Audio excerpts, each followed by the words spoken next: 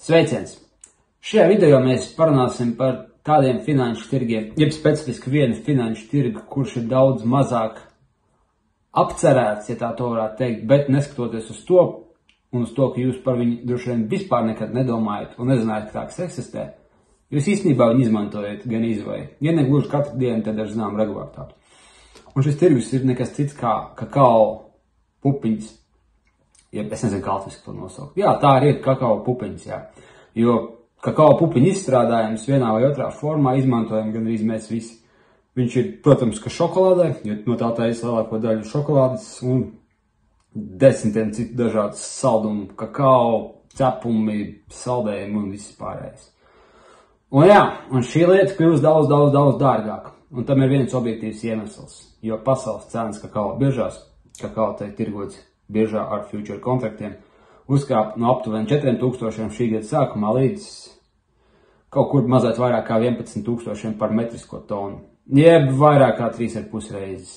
Nu, vai kakao pupiņas vai šokolādes cena būs vairāk kā 3 reizes dārgāk? Visdrīzākais, ka nē, bet ja jūs ēdat šokolādi, kas ir dabīga un saražot no tādām ekoloģiskām izēvielām, varat droši reiķināties ar ievērojamu robu savā ikmēneša saldumu budžetā. Bet te ir vēl pāris interesanti šķautnes, kā uz to pastīties. Ja mēs skatāmies uz to, protams, no tāda lietotāja viedokļa, ka kakao bija maksājis tik, cik viņš vēsturiski maksāja pēdējos 10 gadus un pēkšņi viņš paliek dārgāks, tas jums varbūt var kaut ko izteikt tikai tad, ja jūs esat vienkārši lietotājs. Bet, protams, šis kanāls ir par finanšu tirgiem, mēs par to parunāsim mazliet plašāk. Pirmkārt, te jāatcerās viena lieta, ka finanšu tirgi nesākās pagājušo gadu vai aizpagājušo gadu. Un īstenībā tāda lieta kā kakao sāka tirgoties biržā kopš 1925. gada. Un viņi sāka tirgoties, Ņujorkas kakao biržā. Sen atpakaļ Ņujorkas izēvielu biržas bija sadalīts, teiksim, kakao biržā, kafijas biržā vai kokvilnas biržā. Un tikai pēdējos 10 gadēs viņas visas apvienojās milzīgās izēvielu biržās. Tas tā zināšanai. Un īstenībā treideri kādreiz treidoja tieši šīs izēvielas, jo kādreiz nebija kriptovalūtas, kādreiz nebija forex.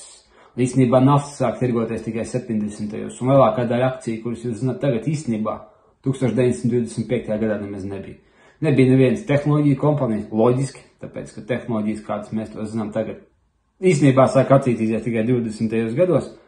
Bet nekas no informācija tehnoloģijām tajā laikā nebija. Es pat nezinu par IBM, varbūt tas bija pirmais, kas tajā laikā bija. Protams, viņš netaisīja nekādus procesorus, bet ko viņš tad darīs, nezinu. Bet jūs sapratāt domu, ka kakao īstenībā ir vecāks par visiem jums zināmajiem treidotajiem instrumentiem, ko jūs zināt tagad, un lielāko daļu akciju.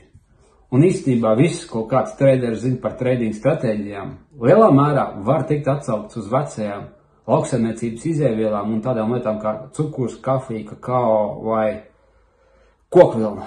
Tā var atcerēties, ka īstenībā finanšu tirgi ir daudz vecāki un daudz plašāk nekā mums liekas. Un nevajag skatīties šauri uz vienu. To es gribēju teikt, ka nevajag skatīties tikai šauri uz vienu lietu.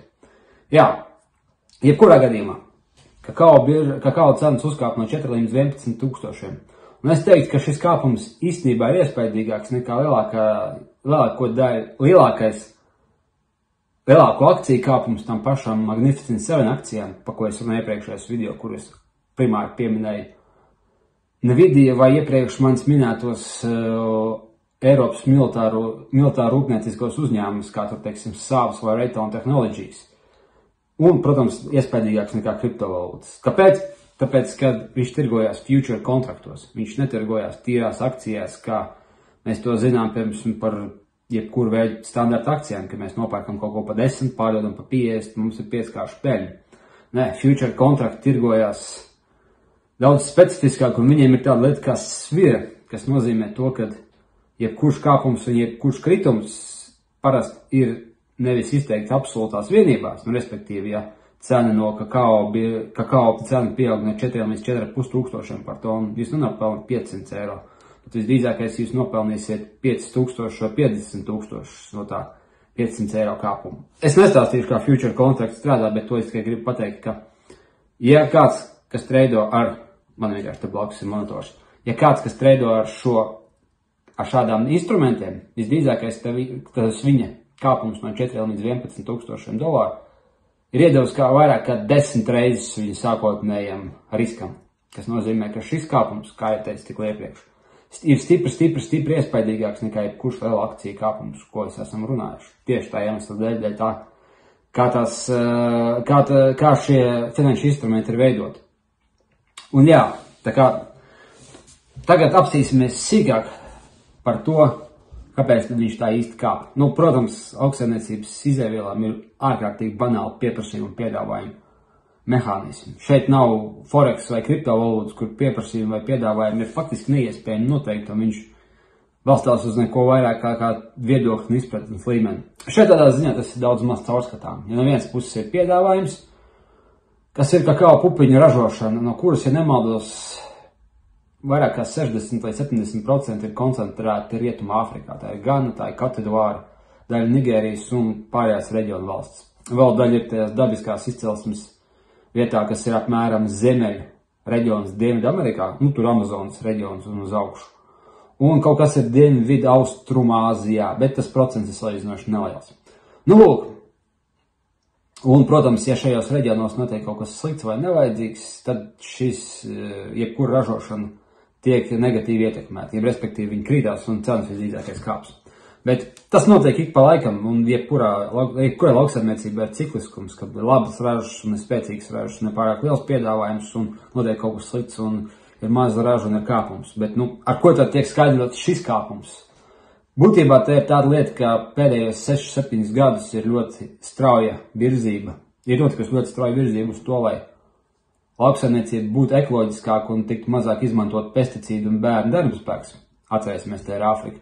Un līdz ar to tā kopējā ražošana ir ļoti, neteiksim, stagnējusi, bet ir kļūst izaicinošāka. Tas ir ļoti foršs apzīmējums tam, ka lielākā daļa afrikāņu vairs nevar ražot tādās metodās, kā viņi gribētu, bet tādās, kādas viņiem uzspiež kopējā pasaulē. Nu, tas ir no vienas puses. Un otras puses, protams, pieprasījums pēc saldumiem un šokolādes kāpja, gan dēļ tā, ka ir lielāks saldumu spektrs, ko pārdot, gan dēļ tā, ka viņas tiek izmantotas kakao pupiņas, kā es sapratu, arī kosmētikā.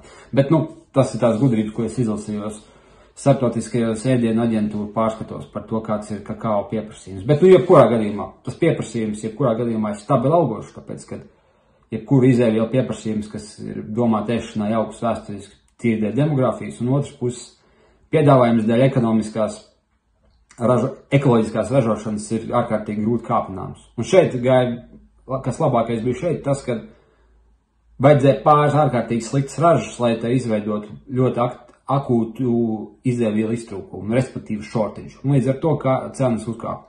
Un kas šo visu faktu pātrināja, padarīja vēl izteiktāk, ir tas, ka kakao tomēr nav S&P 500 indekses vai kaut kādas ASV obligācijas, kas tirgojās 10 un 100 miljardu katru dienu. Šis ir salīdzinoši mazs tirgus, kurā dominē fiziskie izēvielu tirgotāji.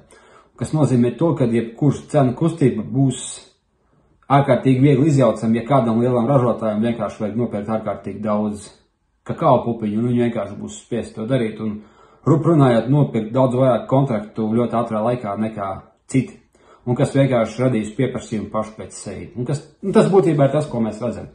Ilgtermiņā pieprasījums un piedāvājums ir ļoti saspringts, un viņi knapi var apmierināt sākumu, un pēc tam visam dzirksteli piedzena klāt tas, ka ir ārkārtīgi akūta problēma ar ļoti sliktu ražu lielākajos reģionos, kas bija Āfrika, kas nozīmē, ka cenas spaikojās, jeb uzgāja uz augšu. Un lielajiem ražotājiem, saprotot, ka ir slikta situācija, vajag nodrošināties pret to, lai viņiem fiziski būtu piegādes, kas nozīmē, ka viņi ir gatavi maksāt jebkādu cenu par to, kas nozīmē, ka viņi vienkārši mākslīgi radīja vēl lielāku shortage, lai apmierinātu savu pieprasījumu, un cenas turpināja kāpt. Ļoti klasisks vecās skolas trading paraugs, kā īstenībā notiek pieprasījuma un piedāvājuma attiecības reāli fiziskās precēs. Jā. To mēs ļoti reti, kad redzam valūtās, to mēs nekad neredzēsim kriptovalūtās vai akcijās, bet mēs to ļoti labi varam nolavērot lauksaimniecībā. Un jautājums, kas sekos pēc tam? Es esmu 90% pārliecināts, ka iespējams viņš stāvēs uz vietas vai arī pakāps vēl apsardākos ciparos un nokartīs tikpat ātri kā uzkāpis, jo izēvielas vēsturiski, it īpaši lauksaimniecības izēvielas ir bijušas vislabākais piemērs tam, kā notiek tā sauktie lielie izēvielu cikli, kad ir ārkārtīgi liels iztrūkums konkrētai izēvielai, viņas cena uzkārta debesīs, pēc tam cilvēkiem samazinās pēc tā pieprasījums un arī ražošana tiek atjaunot, un līdz ar to viņš nokāpj uz iepriekšējā līmeni. Īstenībā kaut ko līdzīgi mēs redzējām ar dabas gāzi, kad sākās karš Krievijā, un visdrīzākais, ka mēs tagad redzēsim to ar kakao pupiņām. Bet, tas neizslēdz faktu, ka kādu laiku kakao pupiņas maksās daudz dārgāk, un jūsu šokolāde maksās dārgāk. Tā kā es ceru, ka šis nelielās ieskats mazliet savādākos finanšu tirgos un mazliet tādā, tā teikt, klasiskākā akcija, ne, bet vērtspapīra burbuļu skatījumā jums iedod tādu mazliet savādāku iespēju. Visdrīzākais jūs ar izēvielu future netirgojat, tāpēc jums tas nebija tik aktuāli, bet, tiem, kas tirgo, šis ir ļoti labs pļaujas laiks. Šādas iespējas negadās bieži, un tie, kas skatās pašu izēvielu tirgos, šis ir viens darījums, kas var uztaisīt 5 gadu peļņu. Tā kā tā. Labi, līdz nākamajam video.